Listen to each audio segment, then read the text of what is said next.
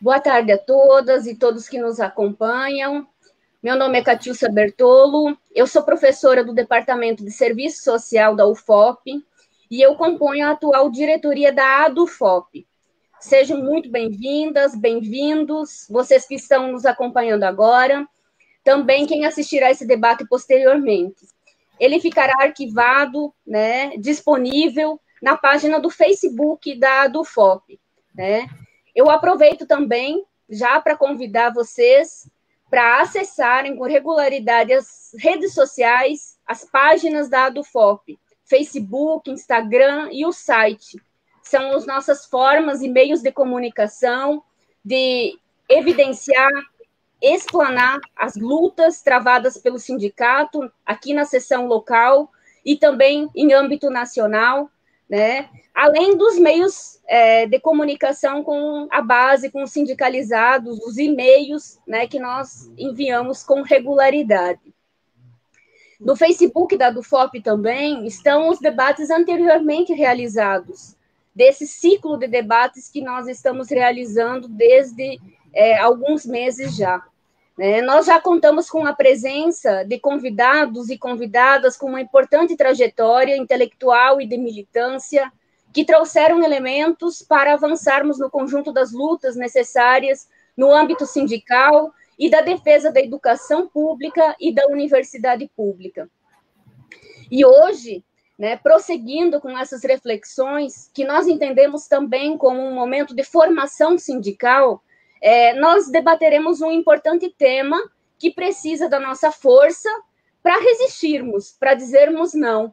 Então, nós vamos debater acerca da reforma administrativa e dos impactos sobre a universidade pública e carreira docente. E para tratar desse tema, nós temos dois convidados muito especiais, muito importantes. O professor Antônio Gonçalves, que é o atual presidente do Andes, o nosso sindicato nacional. O professor Antônio é professor do curso de Medicina da Universidade Federal do Maranhão.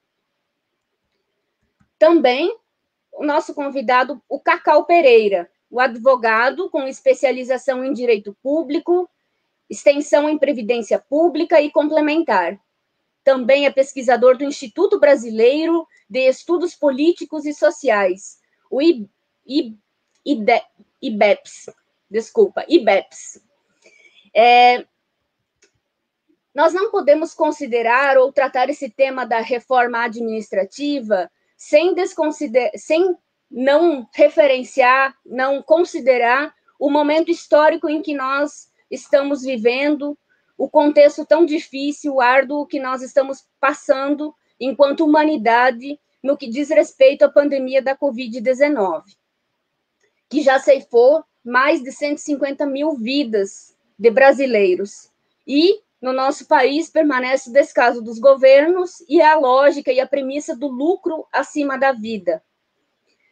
Mais do que prestar condolências e solidariedade às famílias das vítimas dessa doença ainda sem cura, nas quais nós prestamos e nos colocamos à disposição e nos solidarizamos, mas nós entendemos também que esse é um momento de nos fortalecermos e potencializarmos os enfrentamentos a essa sociabilidade excludente, discriminatória, racista em que vivemos, que se pauta pela exploração de uma classe sobre outra.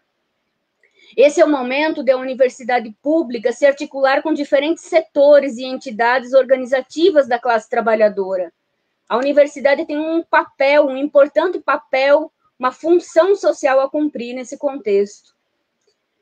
Então, nessa referência do chamamento à luta, da solidarização, solidariedade com todos que vivenciam esse contexto tão difícil, nós também aproveitamos para, desde já, parabenizar a todos nós docentes pelo Dia do Professor e da Professora, que vai ser comemorado amanhã, no dia 15 de novembro. E essa parabenização vai acompanhada do chamamento para as lutas e resistências necessárias frente aos duros ataques que, historicamente, a categoria sofre, mas que se agravam agora em tempos de ensino remoto, em plena pandemia, que se agravam com a proposta do projeto Futurice, que se agravam com a proposta da reforma administrativa. né? Então, para nós entrarmos no nosso tema de debate de hoje, imediatamente eu passo a palavra para o Cacau.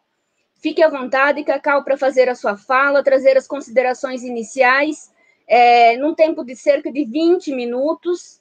Após, o professor Antônio fará a sua explanação, trará os seus elementos, né? E com certeza um chamamento para a luta, que esse é o lugar que o Andes, enquanto sindicato, sempre esteve, está e estará, né? E após a explanação dos nossos convidados, nós teremos uma rodada de perguntas. Então, quem tiver questões, comentários, já pode colocar no chat, aqui do lado da tela, que vocês estão nos assistindo, que a gente já vai organizando para o debate acontecer após essa explanação inicial. Fique à vontade, Cacau. Muito obrigada desde já por ter aceito o convite. Oi, Catiúcia, boa tarde. Boa tarde também, professor Antônio, né, com quem divido aqui essa bancada virtual. Quero agradecer, em primeiro lugar, ao convite, a satisfação muito grande, ainda que a distância, tem muito tempo que eu não vou ao FOP. Acho que o último debate foi no ICHS, lá em Mariana, mas já tem bem uns 10 anos, embora eu more bem pertinho aqui, eu sou de Nova Lima, fica na região, né? Então, é uma satisfação grande poder reencontrá-los, ainda que a distância, nessa situação que a gente está vivendo. E particularmente pela importância do tema que a gente vai debater, porque nós estamos vivendo no Brasil, no último período, mudanças muito importantes nessas chamadas reformas, que melhor seriam chamadas de contra-reformas, porque embutem o sentido de retirada de direitos, de diminuição do papel do Estado, ou seja, de alterações que, na verdade, pioram a vida das pessoas, né? Então, o termo reforma está carregado de um certo conteúdo ideológico, que passa a ideia de melhoria, de embelezamento, e não é exatamente isso que nós estamos vivendo. Mas o tema da reforma administrativa, em particular, ele tem uma importância grande, porque, se aprovada nos termos em que está apresentada, nós poderemos ter uma mudança de grande monta na relação do Estado brasileiro com os serviços públicos, na forma como esses serviços são providos, na responsabilidade do Estado frente a diversas áreas sociais, né, que são muito carentes no nosso país e que demandam a intervenção do Estado, e também na relação do Estado com os seus servidores públicos. Então, é um tema que tem muita importância, é um tema que afeta aos servidores públicos em primeiro lugar, mas afeta a sociedade de conjunto. E é mais uma campanha que está sendo levada pela mídia, com uma série de desinformações, com uma série de notícias que são tratadas como se fossem fatos, mas que não refletem a realidade e que escondem da população o real significado desta contra-reforma que está proposta. Na verdade, a Constituição de 88, né, que nos outorgou algumas conquistas importantes, dentre elas, uma intervenção mais destacada do Estado na área social, na educação, na saúde, na assistência social, né, na seguridade como um todo, ela começou já a sofrer as primeiras mudanças ainda na década seguinte, a partir de 1998, e no caso mais específico dos serviços públicos e dos servidores, nós tivemos o início de uma mudança nesta relação do Estado com os serviços públicos, com a emenda constitucional 19, que abriu o caminho, né, para a exploração do serviço público por entes não estatais. Então, a emenda 19, em 1998, ela é um marco importante, porque ela começou a introduzir no Brasil uma visão gerencialista de gestão do serviço público, rompendo com a visão tradicional, burocrática, que ainda que tenha os seus problemas, ela tinha alcançado um alto grau de proteção com a Constituição de 88. Não só pela destinação de verbas, pela responsabilidade compartilhada entre os entes da federação, estados, municípios, Distrito Federal e a União em várias áreas, mas principalmente porque ela elegeu, né, e deu um peso ao trabalhador do serviço público, né, ao servidor público, deu um peso importante a esta figura, né, no texto constitucional e nas leis que vieram em seguida, particularmente a Lei 8.112, né, o verdadeiro estatuto do servidor público no Brasil, que confere ao servidor não uma prerrogativa, mas uma obrigação, né, de ser um fiscal do povo, um fiscal da população na execução do serviço público, com a obrigação, inclusive, de denunciar qualquer desmando, qualquer malfeito, qualquer possibilidade de corrupção, de improbidade, ou seja, qualquer coisa errada que ele veja no serviço público, o servidor tem a obrigação de denunciar, e isso foi protegido, evidentemente, por um regime diferenciado, que conferia ao servidor público a estabilidade depois de um estágio probatório, depois de passar num concurso público, concursos que, em geral, são muito difíceis, né? Não é uma coisa muito simples você entrar no serviço público, Nós temos aí um governo que fala tanto em meritocracia, né, mas ele quer derrubar talvez um dos aspectos em que a meritocracia deu certo no Brasil, que é essa seleção de quadros para o serviço público brasileiro. E isso começou já a ser modificado ali, né, com essa abertura do serviço público para esses entes não estatais explorarem, e teve segmento, né, nas décadas seguintes, nos anos seguintes, com parcerias público-privadas, com convênios, as organizações sociais, as OCIPs, enfim, uma série de mecanismos que foram utilizados, né, para que o Estado fosse, aos poucos, se afastando de funções que deveriam ser exclusivas dele, ou essencialmente dele, e esta reforma, digamos assim, se aprovada, ela não só consolida esse caminho, mas ela praticamente faz uma mudança global no modelo de gestão dos serviços públicos no Brasil, trazendo toda a visão do mercado, tirando a exclusividade do Estado na prestação do serviço em algumas áreas, entregando, otorgando diretamente a prestação do serviço para o setor privado em outras, além de outros mecanismos muito autoritários que ela embute, né? Então, acho que esse é o principal aspecto da reforma. Logicamente que o servidor público, quando ele vai debater o tema, a primeira preocupação dele é como fica a sua situação imediata, né? Se ele tem perda, se não tem, e infelizmente tem. Os atuais servidores perdem muito com a reforma. Os futuros, então, nem falar, porque ela modifica o regime jurídico único e praticamente a regra do concurso e da estabilidade praticamente deixa de existir. Ela passa a ser uma excepcionalidade para as chamadas carreiras típicas de Estado, porque as demais formas de seleção que estão previstas, né, vínculo de experiência, cargo por prazo indeterminado, vínculo temporário, cargos de liderança e de assessoramento, nenhum deles terá essa combinação do ingresso pelo concurso e a estabilidade. Além de introduzir mecanismos muito complicados, né, como esse vínculo de experiência, por exemplo, que possibilita você chamar uma série de pessoas que passaram no concurso, e nesse vínculo de experiência é feito, na verdade, uma revisão de quem fica e de quem sai por critérios subjetivos. Uma avaliação que vai ser coordenada, inclusive, por gestores que poderão ser recrutados amplamente, ocupando cargos de assessoramento, de liderança, ou seja, todo o critério, né, digamos assim, construído na Constituição a partir de alguns princípios, né, da legalidade, da impessoalidade, né, da moralidade, da publicidade, quer dizer, tudo isso cai por terra. Tudo isso cai por terra.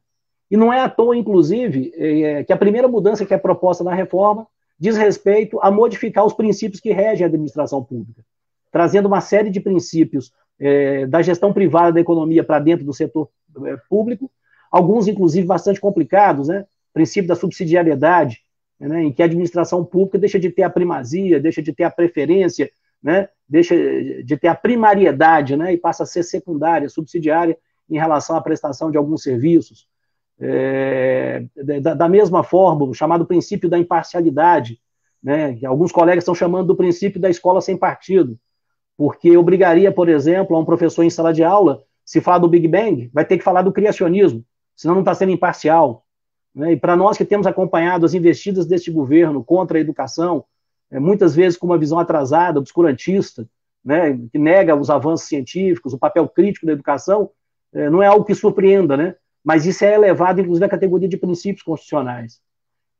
E também, nessa mesma toada, uma visão privatista, né, que atravessa todo o texto, visão privatista que se materializa, por exemplo, na possibilidade de compartilhamento ou mesmo cessão de equipamentos públicos com entes privados que poderão explorar, por exemplo, um hospital, ou, por exemplo, a Fundação Lehman pode se dispor a cuidar de 10 escolas modelo no Brasil, ou, por que não, 2 ou 3 universidades, para aplicar o seu modelo educacional e demonstrar as vantagens desse modelo.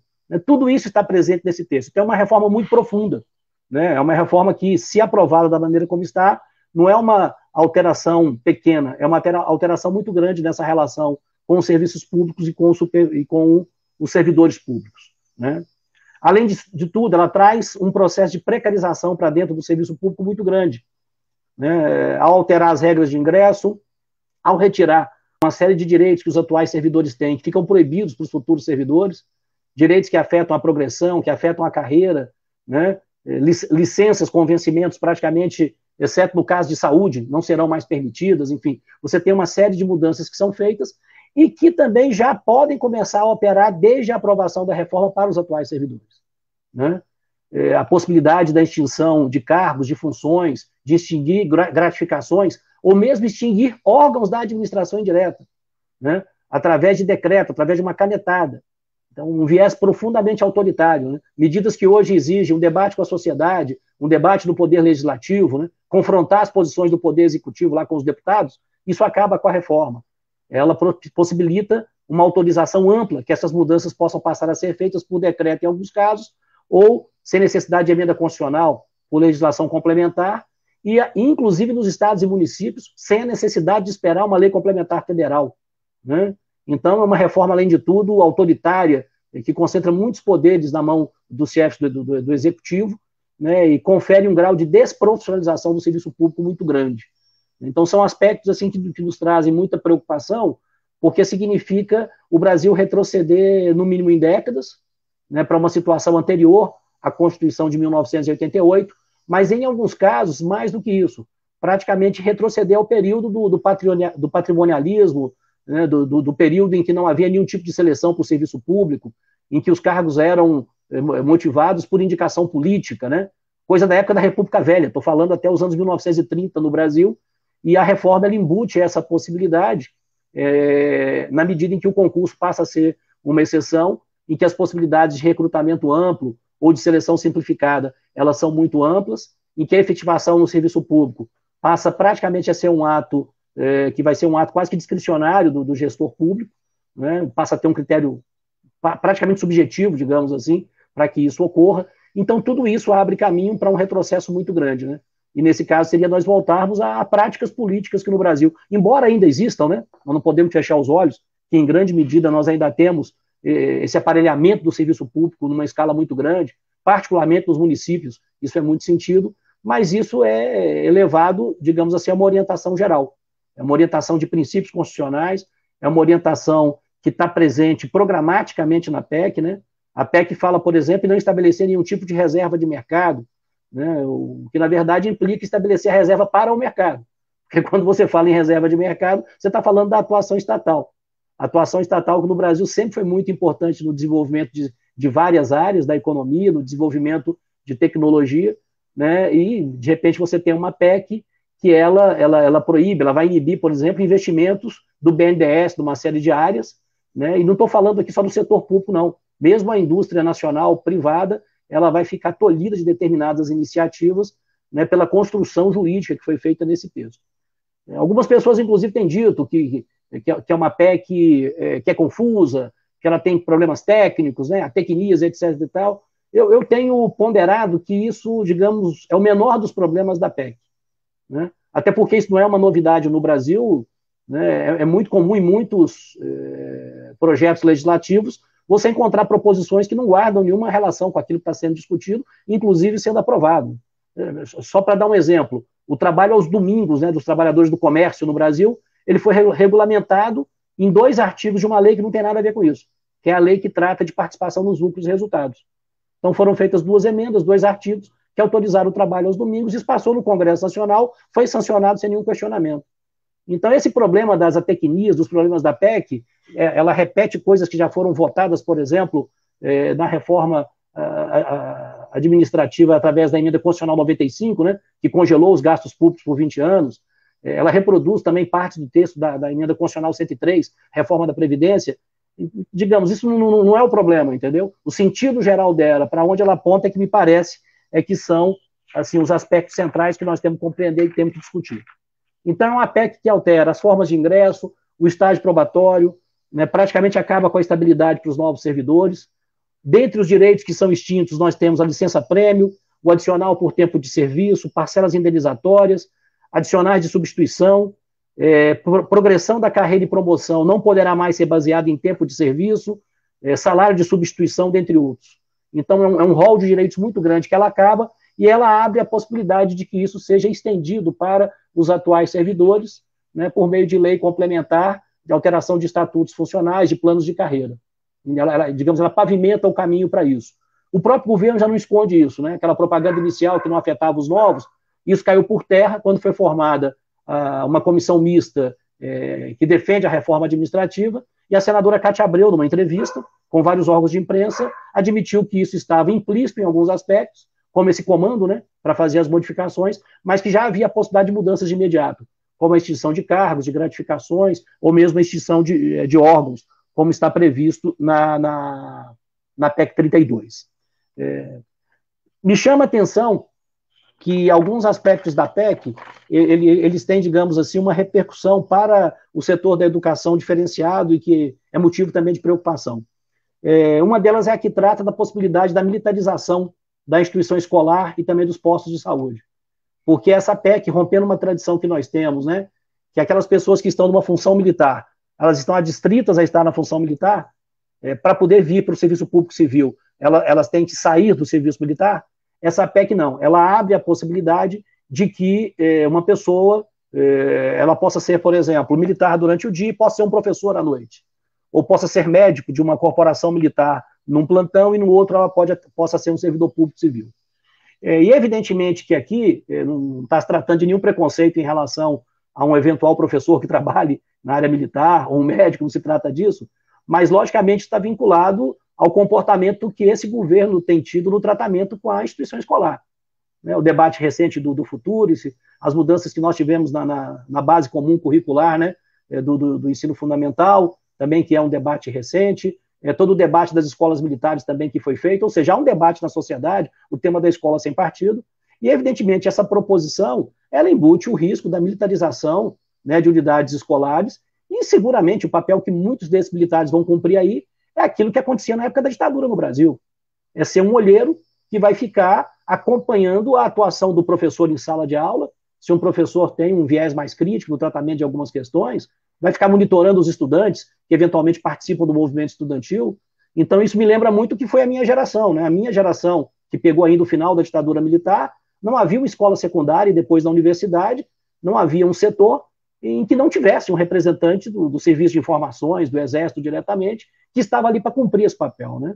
Então esse talvez seja um dos aspectos mais preocupantes, porque vai minando, vai rompendo, vai atacando a autonomia escolar, vai atacando a autonomia universitária, vai atacando a gestão democrática no interior das escolas, né? E isso ainda se combina com uma possibilidade real que existe a partir do comando que está na PEC, de que as funções em confiança, gratificadas, cargos em comissão, serão ocupados a partir de agora por esses cargos de liderança e assessoramento, e os servidores de carreira não poderão ocupá-lo. Então, isso abre caminho para o desrespeito, digamos assim, à autonomia universitária na eleição dos seus reitores, dos coordenadores de área, ou os diretores de escola, nas escolas secundárias ou nas escolas técnicas. Enfim, conquistas, na verdade, que marcam a Constituição de 88, que buscou avançar também nesse aspecto, né, no aspecto da gestão, no aspecto da autonomia, da democracia no interior da instituição escolar, e isso está profundamente ameaçado por essa PEC, por esse aspecto que prevê que esses cargos só poderão ser ocupados, né, por esses servidores recrutados dessa maneira, que são esses cargos de liderança e assessoramento, que é uma seleção simplificada, e ao final seguramente vão ficar apenas aqueles que estão vinculados politicamente e ideologicamente aos gestores, né, de plantão naquele momento. Então isso é um ataque muito profundo à instituição escolar, seja a instituição universitária, né, sejam as escolas da educação básica. Então são todos temas que estão embutidos no interior dessa PEC e que nos traz uma preocupação muito grande, tem que ser discutidos, né, para além do debate imediato, dos direitos que estão envolvidos, da quebra da estabilidade, são todas coisas muito importantes, mas são questões que avançam no sentido de um determinado modelo de Estado, né? É um Estado policial, é um Estado autoritário, né? Um poder para os gestores muito grande, e isso significa tolher qualquer potencial, digamos assim, crítico que tenha um gestor, que tenha um servidor público, porque ele vai ficar praticamente impedido de exercer a sua atividade, vai estar com uma espada praticamente sobre a cabeça todo o tempo, através de uma avaliação de desempenho que é discricionária, através dessa impossibilidade de ocupar, né, os cargos de chefia, os cargos de coordenação, enfim, tudo que está embutido. Então, concluindo, né, essa fala inicial, essa apresentação inicial, eu diria que a PEC ela representa um retrospecto, ela representa um retrocesso em todos os aspectos. Esse retrocesso ele está manifesto em todos esses aspectos que eu citei aqui, porque ele implica numa mudança dos paradigmas atuais da administração pública, que seguramente tem os seus problemas, não estamos fazendo aqui endeusamento, né?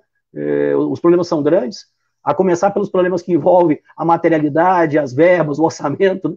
Nós estamos vivendo sob a égide da emenda 95, o impacto, por exemplo, para o SUS esse ano, em meio ao enfrentamento à epidemia, né, a pandemia do coronavírus, foram quase 30 bilhões do orçamento cortado no SUS, então nós estamos vivendo tudo isso. Isso, logicamente, traz problemas para dentro do serviço público, né? Não temos dúvida disso.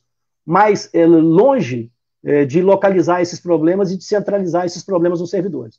Na verdade, os servidores, em grande medida, são vítimas disso, né? O debate que é feito é um debate em base a dados falsificados, que apresentam salários que não correspondem à realidade dos servidores, apresentam direitos que os servidores não têm, que alguns segmentos têm, mas não estão na reforma, como 2 períodos de férias remuneradas por ano, como auxílio moradia permanente, né, que são, digamos assim, privilégios que os magistrados têm, mas eles não estão na reforma, né? Então, ou seja, se utiliza de informações, inclusive, distorcidas, e se procura, principalmente, desqualificar, né, o servidor de carreira, que estudou muito, enfrentou um concurso público, fez essa opção pelo serviço público, quando poderia estar na iniciativa privada, né, e vai quebrando, né, essa possibilidade de você ter, no serviço público, ofertado a toda a população, os melhores talentos que você tem no país. Da minha perspectiva, é isso que eu espero, né? Me incomoda muitas vezes a forma defensiva como se faz o debate dos salários, como se um professor universitário tivesse que ganhar mal, como se um médico do SUS tivesse que ganhar mal, como se um fiscal da Previdência ou da Receita também tivesse que ganhar mal, quando na verdade não é assim, né? Nós temos que ter os melhores talentos, os melhores profissionais a serviço da população. O que eu quero é que o acesso a esses serviços eles sejam o mais amplos possível, sejam públicos sempre que possível, que a universidade se amplie, que o atendimento à saúde, a assistência social se amplie e que queremos as melhores pessoas. Então, esse é um debate que embute uma ideia de precarização, de ausência do Estado muito grave, né? E nós vamos ter que ter aí uma luta muito forte, muito ferrenha, mas aí eu deixo ao meu colega, o professor Antônio, para que ele possa falar a respeito, né, desde a localização que ele está, que é uma localização bastante privilegiada, que está aí nesse momento à cabeça de um sindicato tão importante quanto o Antissindicato Nacional. Então, seriam essas as considerações iniciais para a gente começar a conversa e prosseguir aqui pela entrada da tarde. Obrigado. Muito obrigada, Cacau. Excelente explanação, muito certeiro, né, nas questões que nós precisamos ficar atentos, atentas e fazer um enfrentamento. A tua fala deixa muito explícita, né, que o que essa reforma administrativa porta também, além desses ataques diretos a nós, funcionários públicos, ao Estado, aos direitos sociais, trabalhistas, previdenciários, a tudo que é resultado das nossas lutas históricas, o que essa reforma administrativa também explicita é que está em jogo um entendimento, uma perspectiva e uma possibilidade de mundo, né? Ou a gente ruma para uma sociabilidade menos excludente, menos cerceadora das nossas liberdades democráticas, da nossa própria existência enquanto gênero humano, trabalhadores e trabalhadoras que somos, né? Ou se reafirma um contexto privatista, liberal, conservador, de cerceamento de qualquer possibilidade de organização e luta e, consequentemente, de existência mais plena, mais realizada a todos nós. Então, essa tua fala já abre para várias questões, reforço a importância, né, de chegarem comentários, de chegarem perguntas para a gente continuar dialogando.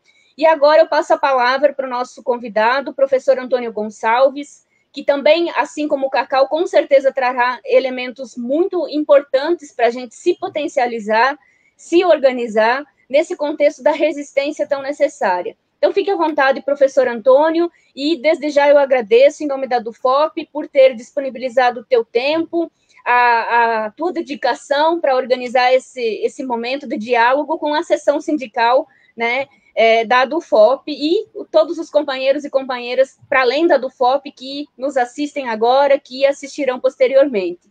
Fique à vontade e muito obrigada, professor Antônio. Eu que agradeço, Catiúcia, o convite. Saúdo a direção da DUFOP e estou muito feliz de estar aqui. Saúdo também o Cacau, que fez aí já uma grande apresentação inicial, importante, trouxe elementos bastante significativos para a nossa análise. E para quem nos assiste, uma boa tarde, uma boa noite, uma boa madrugada, um bom dia, a depender do horário que acessar aqui esse vídeo. Espero que estejam bem nesse grave momento, da mais grave crise sanitária dos últimos 100 anos, né, da pandemia da Covid-19.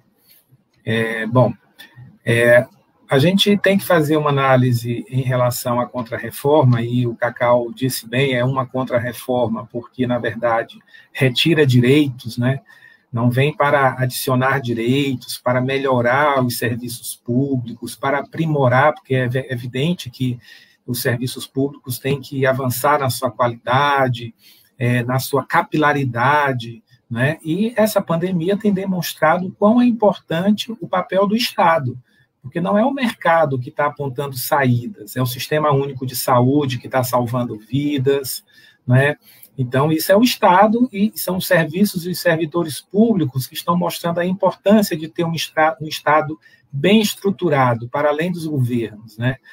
E aí uma discussão mais ampla de Estado, que não faremos aqui, mas o fato é que a reforma ela vem no contexto de mudanças e de reforma do Estado brasileiro, né? São diversas mudanças que já ocorreram ao longo da nossa história e no século passado, as mudanças de reestruturação do Estado do getulismo, depois da ditadura civil-militar, no período de FHC, a reforma do Estado do Bresser Pereira, e nós que estamos nas universidades sabemos bem o que é que isso significou, né? Muitos cargos foram extintos, não havia concurso público, numa tentativa de criar um ambiente de opressão e de sucateamento mesmo das nossas instituições, de modo que as nossas universidades, os Cefet, né?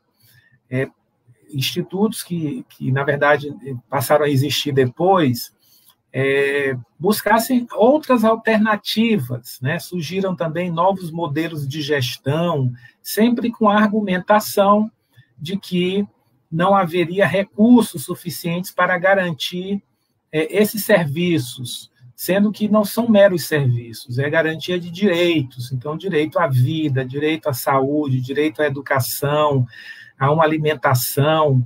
Então, essas contra-reformas do Estado, ela já vem de algum tempo, mas, sem dúvida, a PEC 32 é uma das mais graves reformas que se quer fazer no Estado brasileiro a partir da contra-reforma administrativa, né? A gente também tem que relembrar aqui que essa proposta ela surge num contexto de diversas outras mudanças e contra-reformas que ocorreram recentemente, né, principalmente após o impeachment de Dilma Rousseff, né, e desse arranjo, né, de midiático, jurídico, parlamentar, que levou ao impeachment e à ascensão do governo ilegítimo do Michel Temer. É importante ressaltar que houve um aumento qualitativo dos ataques à classe trabalhadora a partir desse marco, né? E aí veio com o Temer a contra-reforma trabalhista, né, a terceirização ampla, geral e restrita, ampliação da terceirização. Vocês lembram lá de 2018, o decreto de terceirização, inclusive, dos serviços públicos, e a emenda constitucional 95, né, que põe um teto no orçamento das políticas públicas. Então, diversas contra-reformas estão sendo feitas, e a gente tem que compreender a contra-reforma administrativa nesse contexto, né, de diversas contra-reformas e na reforma do Estado brasileiro. Além dessas contra-reformas que citei, tem também a PEC 188 de 2019, do Pacto Federativo, que busca desvincular os recursos do orçamento, tem um amplo programa de privatizações, e a gente está vendo o que eles estão fazendo com a Petrobras, que antes o Supremo entendia que só poderia privatizar com a anuência do Congresso, mas agora eles estão transformando as plataformas em empresas autônomas, com CNPJ, para não serem consideradas como matriz da Petrobras, e como filiais poderiam ser privatizadas e vendidas. Então, cria todo um arcabouço jurídico para dar legitimidade a essa desestruturação do Estado, se é que já tivemos uma estruturação, mas o fato é o desmonte daquilo que duramente nós conseguimos construir até agora. Tem a medida provisória 922 também, que permite flexibiliza as formas de contratação, e sempre a justificativa do governo é de que ele não tem capacidade de investimento, de que faltam recursos, que há comprometimento da...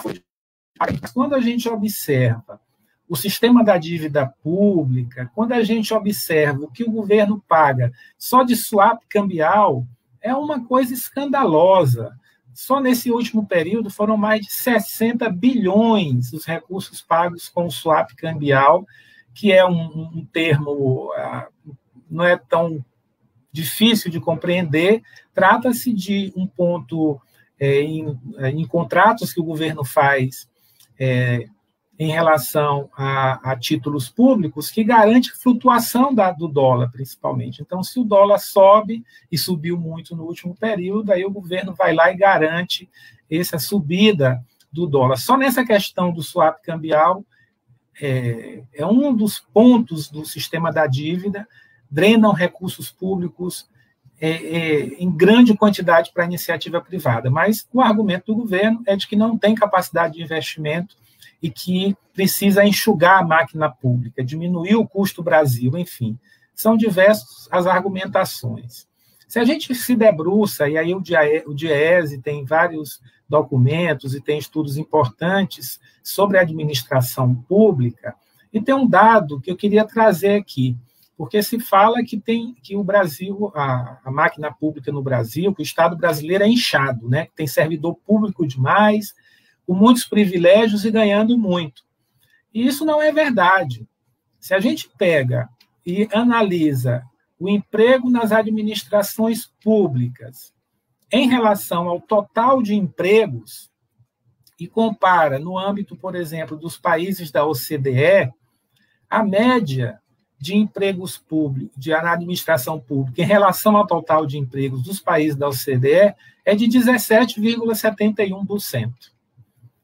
Qual é essa média no Brasil? 12,45%.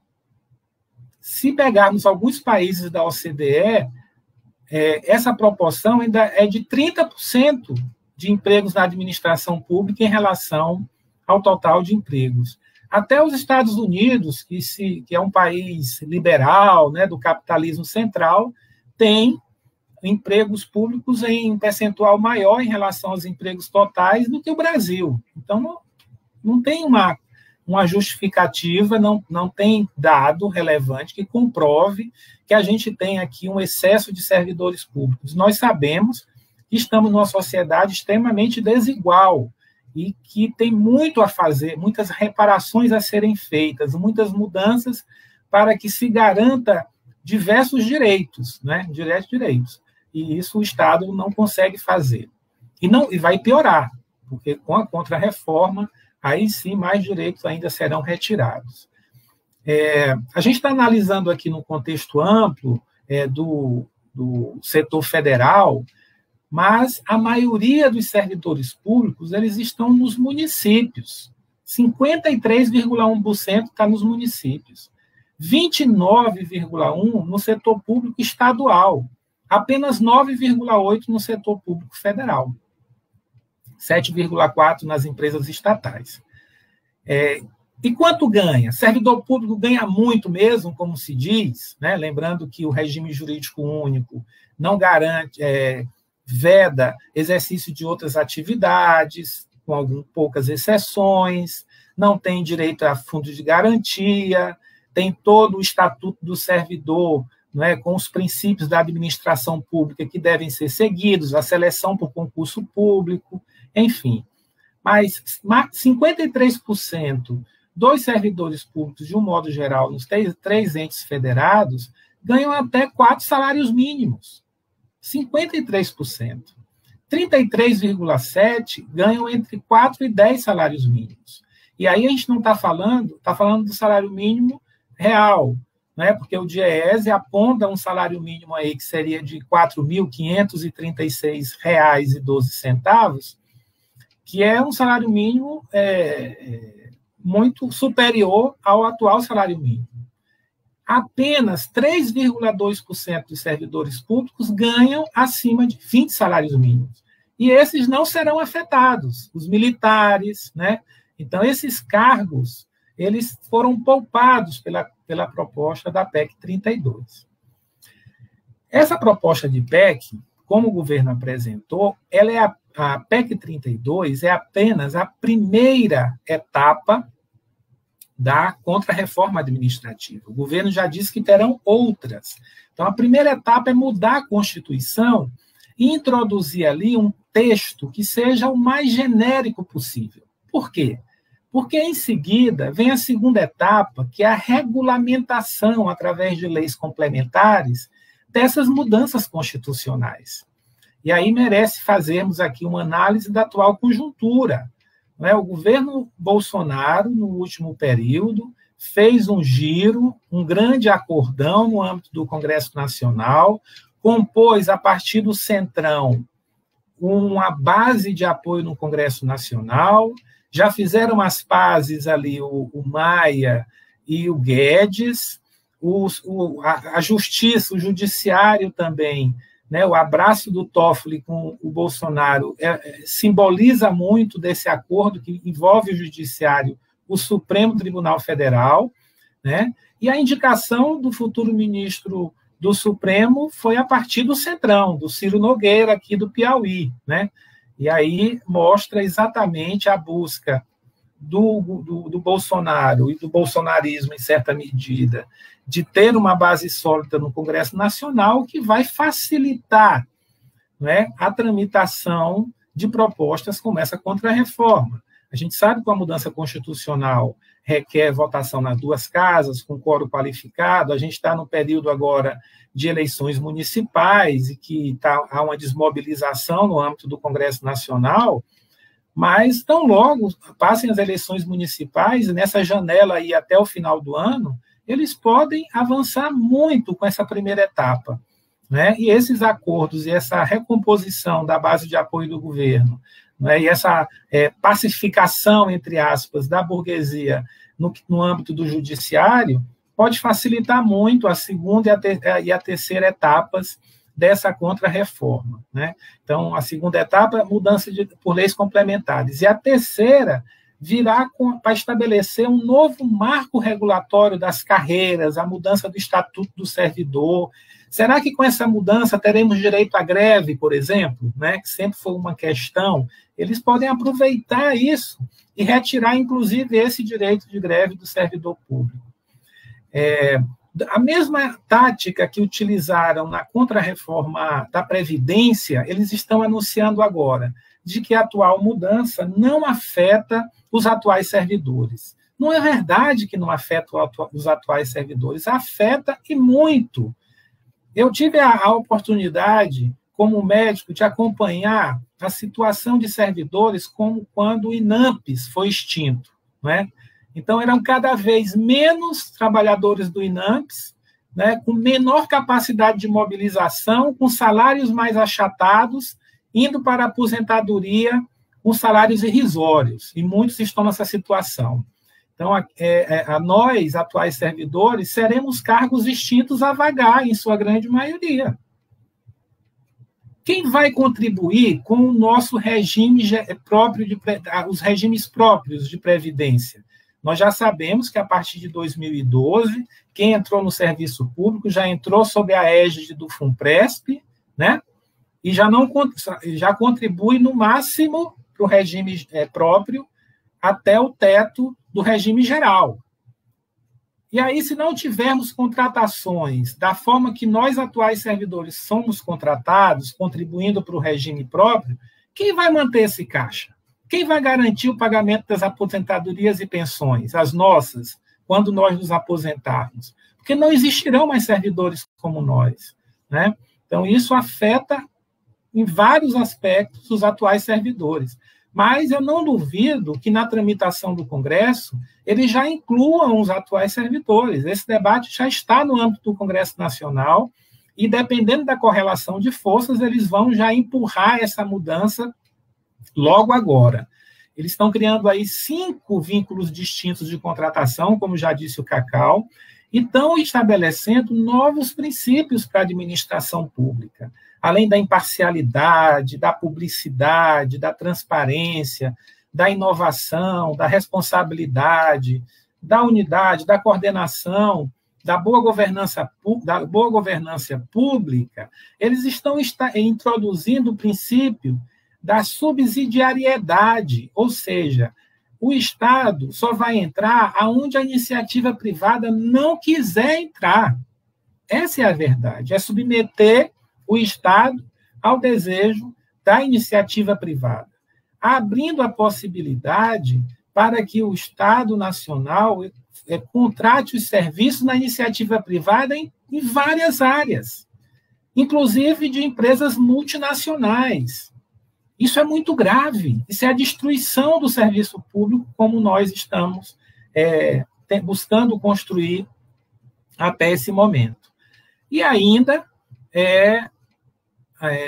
a proposta, ela dá poderes para os gestores extinguir órgãos, né, meio que governar por decreto. Então, vai muito além do que se imagina à primeira vista. E a impressão que eu tenho é de que a nossa categoria docente, aí se dirigindo especificamente para a nossa categoria, parece que não caiu a ficha ainda do que significa essa contrarreforma. A nossa mobilização tem que se intensificar. O ANDES Sindicato Nacional está em todos os espaços de luta, onde a luta tem o ANDES ajudando a construir.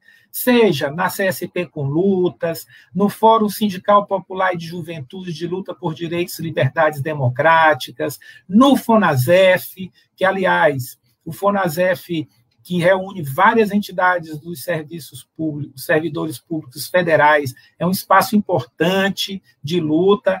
Temos aqui uma agenda de luta elaborada pelo FONASEF, dia 15 de outubro, tem a luta contra o retorno das atividades presenciais.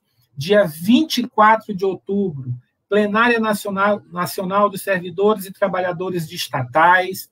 E no dia 28 de outubro, atos nos estados contra a contrarreforma administrativa e também um ato nacional às 16 horas. Né?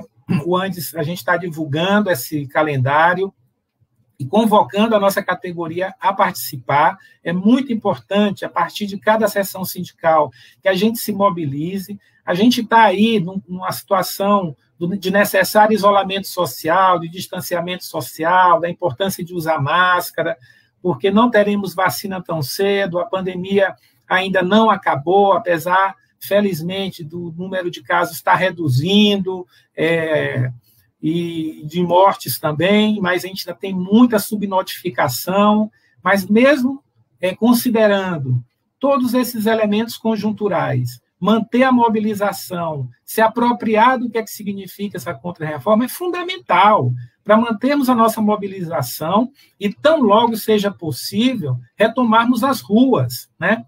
Porque esse é o nosso método, é o método da classe trabalhadora, que a gente, assim que possível, e eu espero que não demore muito, volte a ocupar as ruas em movimento de massa. Só assim a gente vai conseguir barrar esse ataque feroz à classe trabalhadora, esse ataque porque é o conjunto da sociedade que sofre, porque terão direitos retirados. A gente sabe que uma contrarreforma como essa, que permite dar amplos direitos aos gestores, que permite o aparelhamento do Estado por apoiadores ideológicos do governo da vez, né? Do governo da vez, a gente sabe o que significa isso, e isso é a destruição do Estado como nós conhecemos, né? É o Estado mínimo para a classe trabalhadora e Estado máximo para o grande capital, porque o capital, na sua crise, precisa desse Estado dessa forma, precisa do fundo público para manter o seu processo de acumulação. E compreender esses elementos é fundamental para avançarmos na luta. Então, é grave essa contrarreforma, nossa mobilização é necessária, esse é o chamado do nosso sindicato, conclamar todos e todas para essa luta. Muito obrigado, Catiúcia. Minhas considerações iniciais são essas. Muito obrigada, Antônio. Sempre muito bom te ouvir, né? É melhor numa plenária, num ato de rua, né? Como a gente tem realizado, feito no Andes, né? Num auditório lotado, né? Mas a distância também, você aí no Maranhão, nós aqui em Minas Gerais, muito bom te ouvir. É fundamental resgatar esse aspecto da necessidade de mobilização e resistência. Para tanto, nós precisamos entender o que é que está posto, o que é que está em jogo, né? E aí a tua fala ela traz muitos elementos de como isso será danoso, prejudicial à educação pública, à universidade, a nós docentes, né? Então, os primeiros elementos que o Cacau trouxeram, e muitos já abrem para nós dialogarmos. O Cacau, ele teve um pequeno problema de conexão, ele já está providenciando retorno aqui na sala. Voltou já. Cacau estava dizendo que teve um pequeno problema de conexão que já estava voltando. Você entrou tudo no momento exato. Só não estava aparecendo na telinha. Muito bom. Ótimo. Então, nós vamos passar agora para um bate-papo mais rapidinho. Tem 2 perguntas para cada um de vocês, para vocês dialogarem. E fiquem à vontade para ir dialogando com essas 4 questões.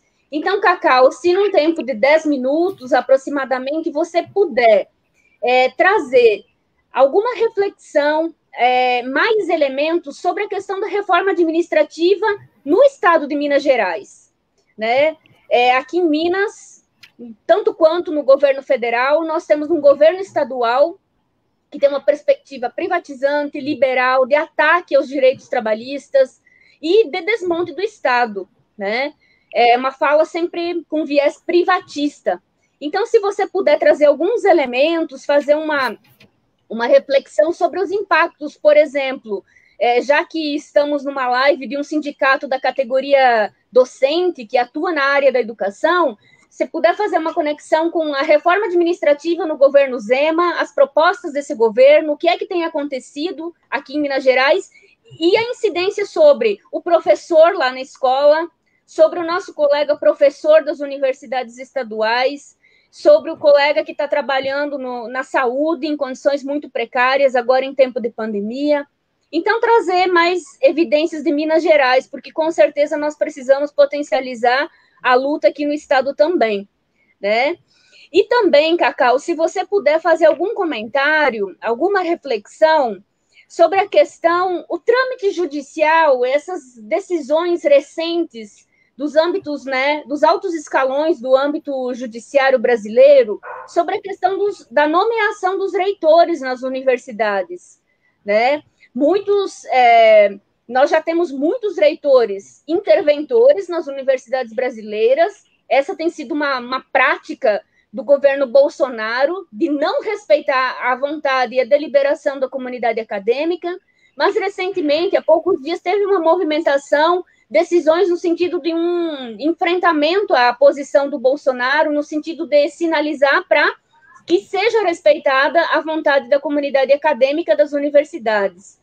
Então, se você puder, uns 10 minutinhos, trazer elementos sobre essas questões, e depois eu passo para 2 questões para o Antônio também. Não, perfeito. Bom, primeiro, em relação à questão da reforma nos estados. Esta reforma, ela tem, a PEC 32, ela tem uma particularidade que alguns dispositivos dela já poderão ser aplicados automaticamente sem a necessidade de lei complementar. Então, esse é o primeiro aspecto importante, porque na reforma da Previdência mais recente que nós tivemos, a regulamentação dela nos estados e municípios, né, ficou dependendo de um outro processo legislativo que teria que ocorrer nas casas legislativas dos municípios e dos estados, e a reforma com a PEC 103, ela tocou no regime geral e nos regimes próprios dos servidores federais, né? Então, esta reforma administrativa é um pouco mais complexa, por quê? Alguns aspectos de aplicação dela poderão ser imediatos.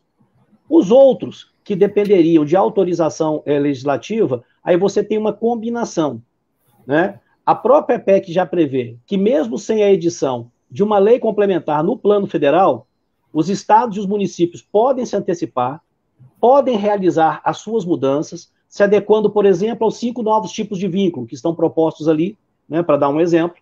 Então, isso, inclusive, corre o risco de uma pulverização, e a gente tem aí 5.500 regimes jurídicos diferentes no país, né, porque você parte de uma orientação geral, são aqueles 5 tipos, e a partir daí os municípios vão, digamos, fazer as suas adequações.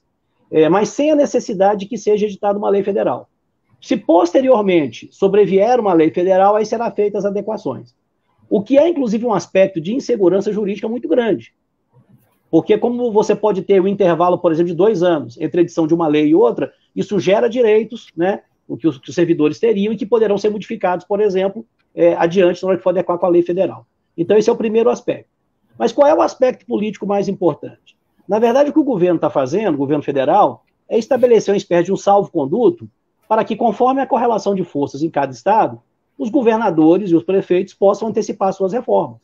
Então, nós já estamos vivendo isso, por exemplo, em São Paulo, que talvez seja um processo mais avançado nesse sentido, né, que já vem de alguns meses essa batalha em relação à reforma administrativa em São Paulo, sendo que lá é uma reforma, inclusive, mais ampla, porque ela extingue empresas públicas, né? Ela mexe na carreira dos servidores, tem aspectos da Previdência também, de aumento de contribuição previdenciária, enfim, é uma reforma bastante ampla. Nós temos a mesma situação no Paraná, o governo do Ratinho Júnior, e temos também a situação aqui de Minas, né, do governo do Zema. Então, você vê que são todos governos de uma matriz mais conservadora, né, governos de direita, né, bastante alinhados com essa agenda pró-mercado, privatizante, etc., e que justamente saem na frente buscando antecipar suas reformas. Né, mas, pelo menos agora, desse ponto de vista, com esse amparo, né, que a PEC 32 ela já prevê. Então, você vê que eles vão aprendendo, né, e o saco de maldades vai ficando mais maldoso, conforme vai passando cada reforma. Né? Eles vão aprimorando, né, a inteligência deles em relação a isso. Aqui no nosso caso de Minas Gerais, nós temos uma situação que envolve a Previdência, né, que é a adequação da legislação estadual à Previdência, a reforma que foi votada com a PEC 103, né, e no caso da reforma administrativa, nós temos, da parte da proposição do Zema, uma série de mudanças importantes, como, por exemplo, extinção de férias-prêmio, adicionais de desempenho, de tempo de serviço, fim de licença remunerada, que são todas propostas que estão embutidas na PEC 32 da reforma administrativa. Né? Então, o que nós temos é um ato bastante combinado, bastante articulado, né? Por isso eu tenho insistido muito que não tem improviso. Né? Eu ouvi muito isso em alguns debates. Não, mas a PEC tem improviso, isso não é assim, é uma confusão, ela quer instituir a confusão, sim, mas a confusão favorece a quem? Né? A quebra desse regime jurídico, que por mais que tenha problemas, ele garante a estabilidade e garante uma série de direitos aos servidores, que são direitos para o exercício de uma carreira plena, de progressão. Né? Ou seja, por mais que tenha essas confusões, o sentido geral está dado. Então, os governadores, principalmente esses governadores com essa visão, eles estão, digamos, já adentrando, iniciando esse processo, e é um processo que está em curso.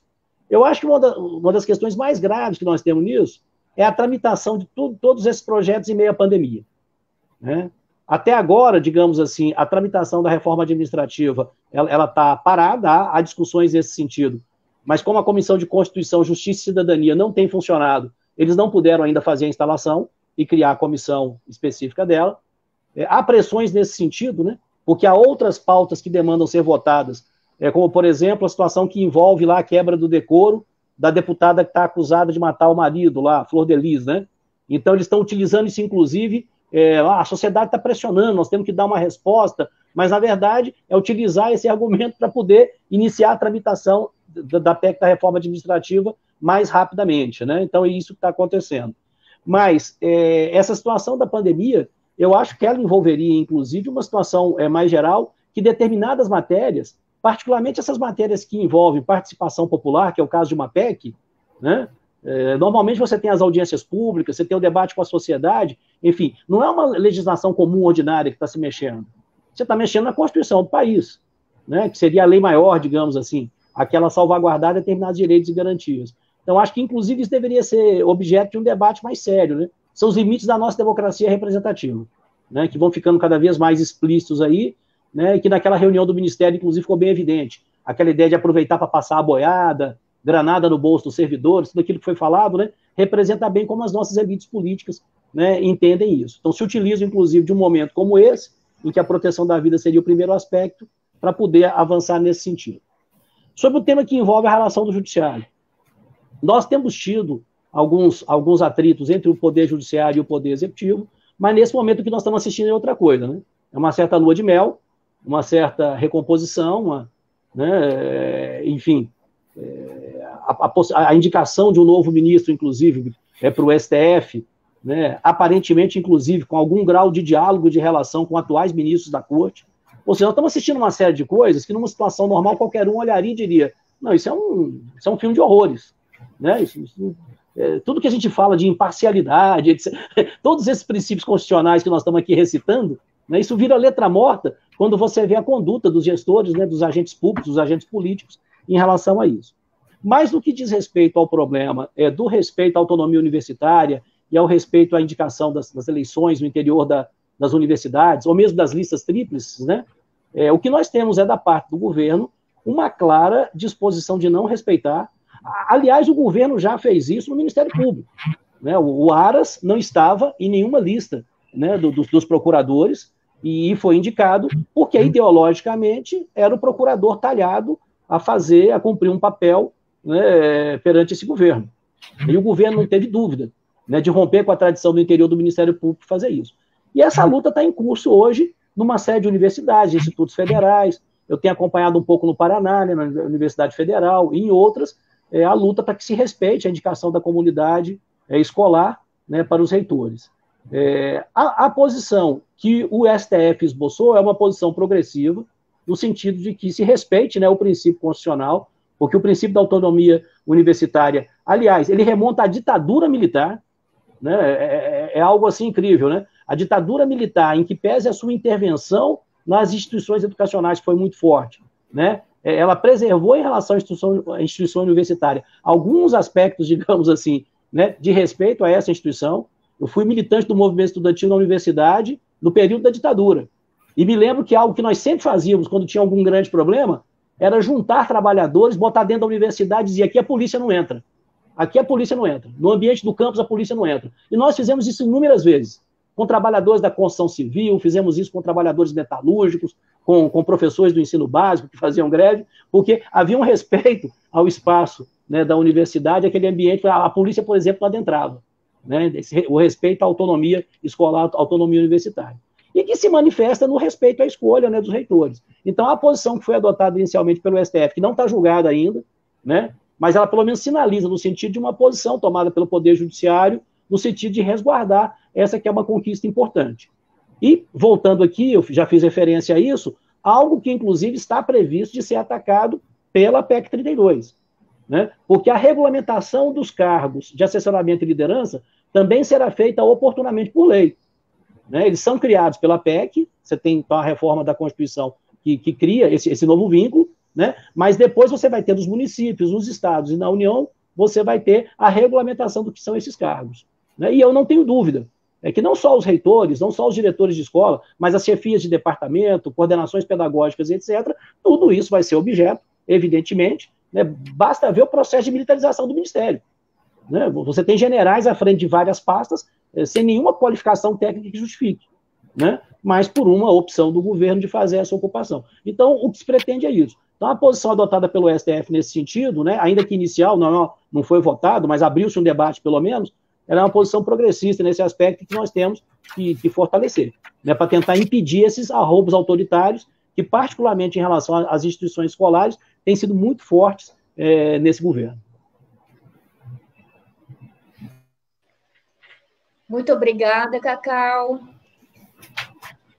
Questões muito importantes que a gente precisa avançar, né, cada vez mais. Agora, duas questões para o professor Antônio. Professor, se você puder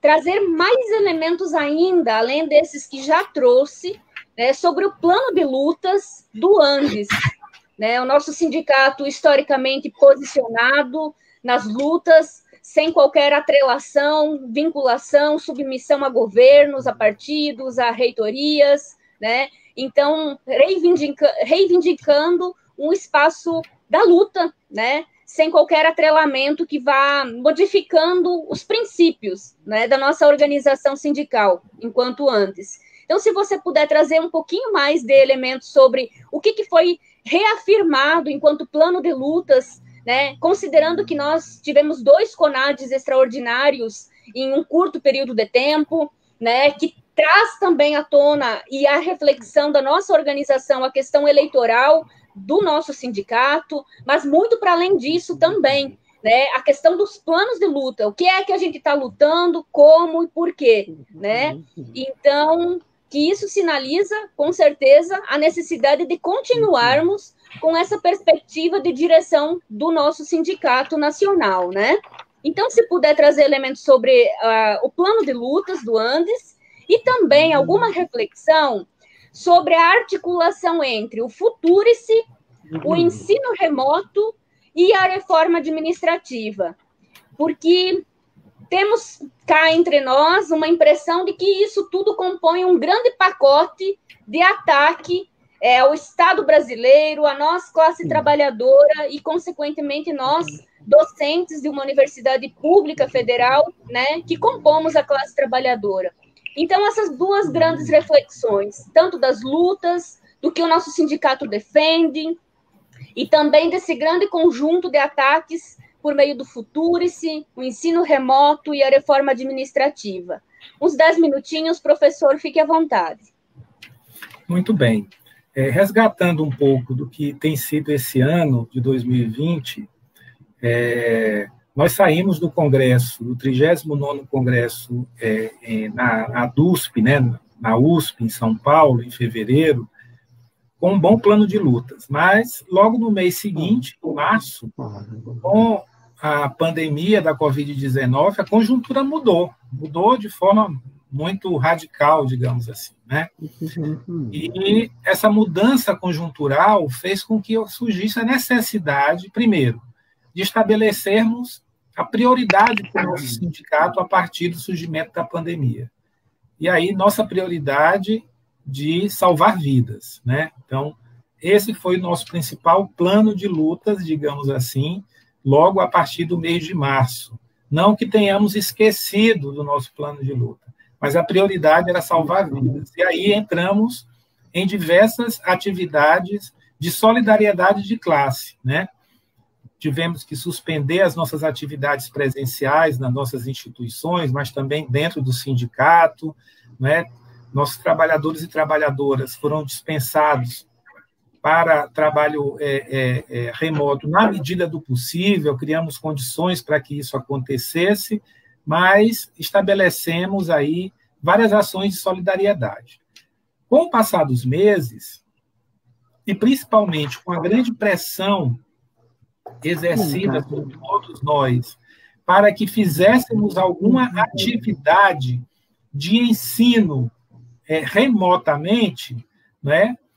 As nossas sessões sindicais, em certa medida, fizeram debates, algumas assembleias, e aí, consultando a base, consultando as sessões sindicais, a direção entendeu que era importante convocarmos um CONAD extraordinário. E tínhamos ainda o elemento do fim do mandato da atual diretoria, que deveria ter se encerrado no dia 28 de junho, né? Mas não pudemos fazer eleição em maio, que era quando a eleição estava programada, a gente já estava em período eleitoral, que foi suspenso pela Comissão Eleitoral Central, em comum acordo com as 2 chapas que concorrem à direção do Andes, e não pôde haver eleição, tivemos que chamar um CONAD para decidir o que fazer, né? E aí houve prorrogação do mandato da atual diretoria e as eleições já estão marcadas aí para a primeira semana de novembro. Mas, para além disso, a gente precisava atualizar nosso plano de lutas, né? Porque aquele que saiu do Congresso de São Paulo necessitaria ser atualizado no contexto da pandemia, principalmente em relação ao ensino remoto emergencial, às nossas condições de trabalho, o que fazer diante disso, né? E aí, esse último congresso, CONAD extraordinário, que foi o 9º, fez um debate que eu acho que contribuiu muito para esse esforço do conjunto do nosso sindicato, e aqui especificamente no setor das federais, para atualizar o nosso plano de lutas, tanto no âmbito dos servidores públicos, como no âmbito das instituições federais, né? Então, no âmbito dos servidores públicos, nós saímos do CONAD com a tarefa de fortalecer, de construir a campanha nacional do FONASEF em defesa dos serviços e servidores públicos. Então, quem está acompanhando aí o site do Andes, as nossas mídias sociais, Facebook, Instagram, está em curso a campanha nacional, né, do FONASEF na defesa do serviço público, com cards. Temos feito live todas as terças-feiras, a partir das 18 horas, e é muito importante que as seções sindicais divulguem, né, faça a difusão desse material, que faça o debate nas bases a respeito do que é que significa a defesa dos serviços e servidores públicos no contexto da contra-reforma administrativa. Ainda se estabeleceu que o conjunto do nosso sindicato, via as secretarias regionais e seções sindicais, deve envidar esforços para construir e fortalecer os fóruns estaduais dos servidores públicos na luta contra a reforma da Previdência. Porque, como você bem disse, é princípio do nosso sindicato a organização pela base. Então, a reunião do FONASEF, da superestrutura, né, da coordenação nacional, ela é inócua se, na base, nas nossas seções sindicais, não houver um esforço para o fortalecimento dos FONASEFs, digamos assim, nos estados, né? Porque essa reforma, esse ataque é para o conjunto dos entes federados, né? Vai afetar tanto o setor das federais como dos estados e municípios. Então, é importante fortalecer esses espaços. E também temos que trazer para essa luta os servidores estaduais e municipais contra a reforma administrativa, pressionando os parlamentares, né, impulsionando essa campanha que está em curso nas seções sindicais, realizando ações de luta e de mobilização em cada estado, e aí no dia 28 já está na nossa agenda, que ao longo do dia devem ser realizados atos nos estados, e às 16 horas será o ato nacional, um ato virtual, mas onde for possível, com segurança, fazer atos simbólicos é muito importante. No dia 30 de setembro, já houve um dia de luta contra a reforma administrativa e pela valorização dos serviços e servidores públicos. Foi uma data importante, foi um pontapé que mostra o potencial do conjunto das entidades dos servidores públicos em se contrapor a essa contra-reforma administrativa. Ainda no âmbito dos servidores públicos, é importante também nos darmos conta que está em tramitação no Congresso o projeto de lei do orçamento anual, que prevê cortes na educação, nas verbas discricionárias, que chegam a 20%. Isso, no contexto da Emenda Constitucional 95, é uma tragédia para as nossas instituições. Muitas não terão condições de funcionar. Então, há esse chamamento também. No âmbito das instituições federais de ensino superior, a orientação da direção nacional e que é aprovada pela base do sindicato presente no 9º CONAD extraordinário, é de que o nosso sindicato, via as seções sindicais, lute contra o ensino remoto, mas, considerando que nós já estamos em exercício de atividade remota na imensa maioria das instituições do país, é importante que a gente construa pautas locais, que vão desencadear ações contra a precarização do trabalho e do ensino, né? Denunciando e lutando contra o excessivo tempo gasto na preparação e no planejamento das aulas, nos atendimentos dos alunos, né? O tempo das atividades assíncronas, e o tempo para atividades síncronas. Então, é importante denunciar isso. Também, o tempo excessivo de reuniões virtuais sem um devido intervalo entre elas. Eu vou sair daqui dessa nossa conversa, vou para o ensino remoto, logo em seguida, e aí depois reunião de departamento. Então, são várias atividades virtuais que comprometem a qualidade do nosso trabalho e levam ao adoecimento. Então, denunciar isso é importante, né? A falta de limitação da jornada de trabalho, né? A ausência de uma jornada diferenciada para professoras e professores que tenham filhos e outros familiares que exijam cuidados. Tem que ter esse olhar humano, né, para a nossa situação nesse momento de pandemia, porque falta isonomia nas condições de trabalho, né? Sem padrões mínimos de velocidade de rede, sem equipamento, sem software, né? Acaba recaindo sobre nós o custo de obtenção de uma internet mais rápida, de equipamentos, de licenças, né, para exercer o nosso trabalho. E é por isso que o governo diz que está economizando, ele está gostando, né, do trabalho remoto. Diz que economizou mais de 600 milhões. Porque quem está pagando a conta somos nós, da internet, da energia, dos equipamentos que são utilizados, né? Então, a gente, com esse CONAD, atualizou nessa perspectiva, entendendo que o ensino remoto está em curso, mas a nossa luta e a nossa denúncia deve continuar. Um outro aspecto importante é a luta para que esse ensino remoto não venha substituir o ensino presencial, porque esse risco existe, né? Esse é o projeto de educação que já vem de muito tempo. Se a gente pegar um marco do Consenso de Washington, se pegarmos documentos do Banco Mundial de 1994, acessem esse documento, Ensino Superior, Análise da Experiência. É um documento que está em língua espanhola, mas tem lá o projeto do Capital para a Educação, e a pandemia está permitindo que esse projeto se acelere, porque é um projeto que traz o ensino remoto, né? Não é nem educação à distância, é ensino remoto mesmo, é a diversificação das instituições de ensino superior, é o fim da gratuidade, né? É a busca na iniciativa privada para a educação superior pública no Brasil.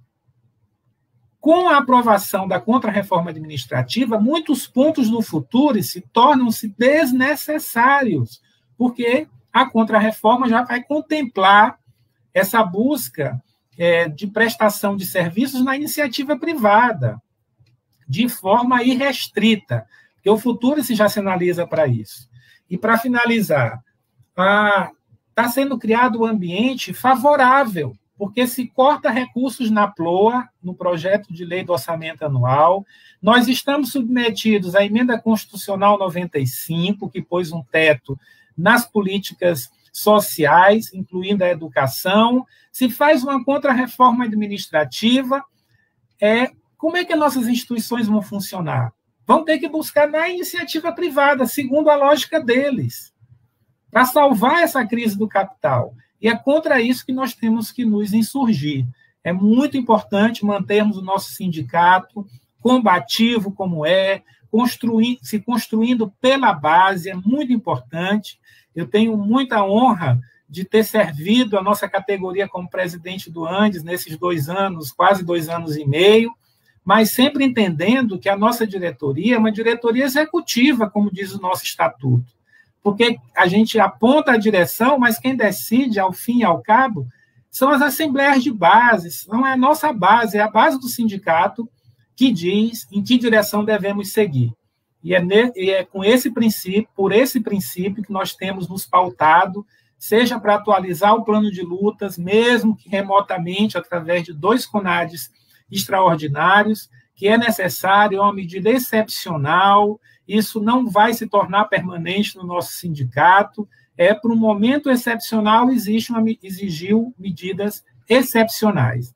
Agora é nos apropriarmos dessa atualização do plano de lutas, que já foi disponibilizado para as seções sindicais, já está no site do Andes, e irmos à luta para derrotar todas essas contrarreformas neoliberais que retiram direitos e que se contrapõe ao projeto de educação que, historicamente, o Antissindicato Nacional defende, em seus quase 40 anos, que serão completados aí dia 19 de fevereiro de 2021. Muito obrigado. Muito obrigada, professor Antônio. Foi um excelente momento, debate, diálogo com vocês dois. Então, já arrumando para o nosso encerramento, eu passo novamente a palavra para o Cacau e depois para o professor Antônio fazerem suas considerações finais, se despedirem do nosso público. Fique à vontade, Cacau, e depois Antônio.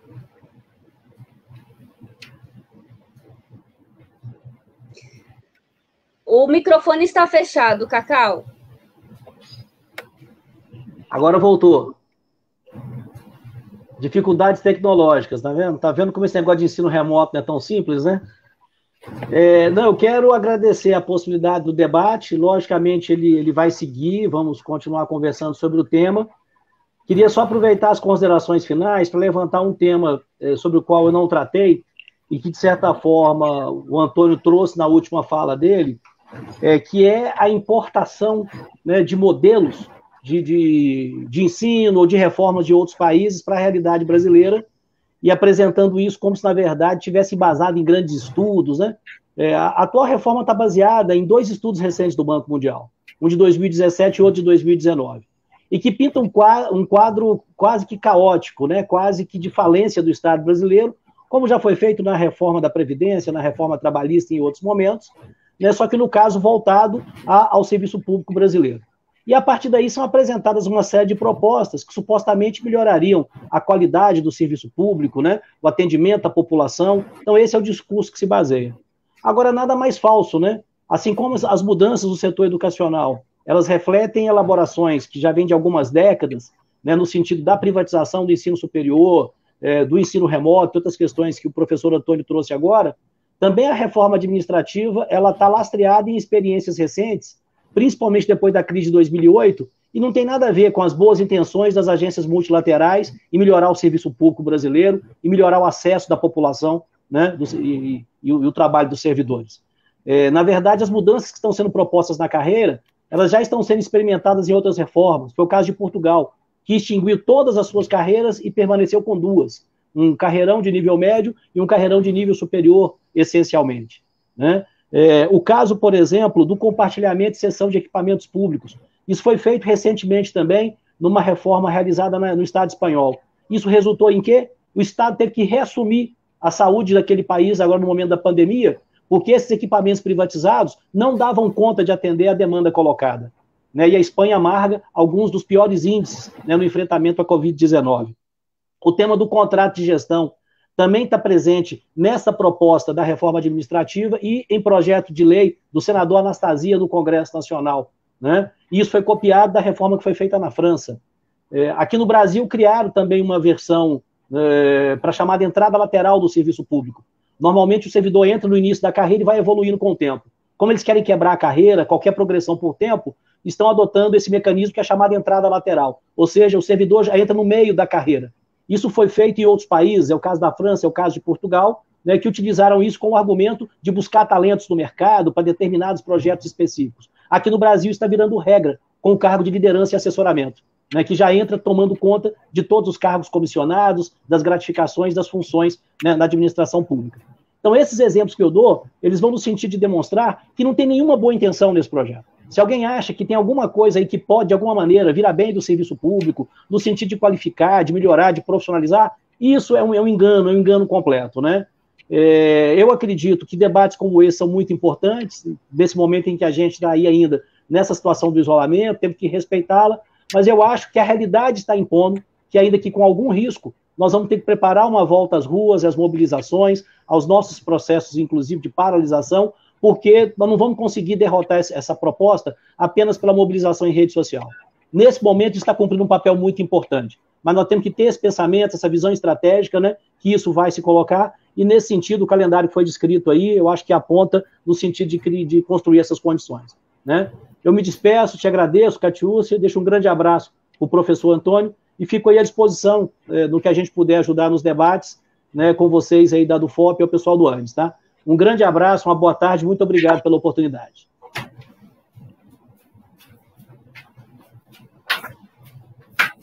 Bom, eu já devo falar então, né, Catiúcia, agradecer mais uma vez o convite, foi uma grande satisfação de estar aqui ouvindo o Cacau, de estar interagindo com a nossa base na do FOP. É muito importante mantermos a nossa mobilização. Eu tenho muito acordo de que as atividades virtuais que nós temos desenvolvido até aqui, elas cumpriram o seu papel, mas também chegamos no limite. Não vai ser possível derrotarmos tantos ataques, tantos retrocessos, quanto apenas pelas mobilizações virtuais, que são importantes para a nossa formação, para compartilhamento de experiências, para manter a mobilização, mas precisamos fazer mais. É preciso ampliar esse debate para o conjunto da nossa categoria, para o conjunto da classe trabalhadora, porque todo mundo vai ser afetado, não é algo que vai atingir apenas servidor federal ou estadual ou municipal. É toda uma lógica que está sendo desconstruída para permitir o aparelhamento do Estado, para permitir relações, digamos, nada republicanas, como nós temos visto aí, quando são nomeados cargos de livre nomeação, digamos assim, por gestores, né, com rachadinha, sem nenhum compromisso no atendimento aos princípios da administração pública, que nós duramente conseguimos aí com o regime jurídico único na Constituição de 88 lá colocar. Então, fica aqui o nosso chamamento, dia 15/10, luta contra o retorno presencial, o calendário do FONASEF, dia 24, plenária nacional dos servidores e trabalhadores de estatais, porque tem aí o pacotaço de privatizações, e no dia 28, ato nos estados e um ato nacional às 16 horas. Está aí a nossa convocação, o chamamento para todos e todas, e mais uma vez, muito obrigada à do FOP, à diretoria, pelo convite, um grande abraço, Cacau, um prazer te ouvir. Novamente, então, em nome da DUFOP, eu agradeço a vocês por terem aceito esse convite, pelas falas muito bem feitas, competentes que vocês fizeram, né, que trazem elementos para nós refletirmos e avançarmos na luta. E para desfechar, eu gostaria de fazer a leitura de uma frase dita pelo Florestan Fernandes. Florestan diz o seguinte: que o futuro nos traga dias melhores e a capacidade de construir a universidade que está em nossos corações, nossas mentes e nas nossas necessidades. Então, ficamos com essa mensagem e estendemos como uma forma de parabenizar a todos nós docentes pelo nosso dia amanhã, mas também é um dia de comemoração e de luta, como o Antônio falou, né, o nosso calendário. Então, muito obrigada, que em breve a gente possa se encontrar novamente, presencialmente, nas ruas, que é o lugar que nós estamos sempre. Muito obrigada, Antônio, Cacau, e a todos que vocês estão nos acompanhando agora. Tchau, pessoal. Prazer.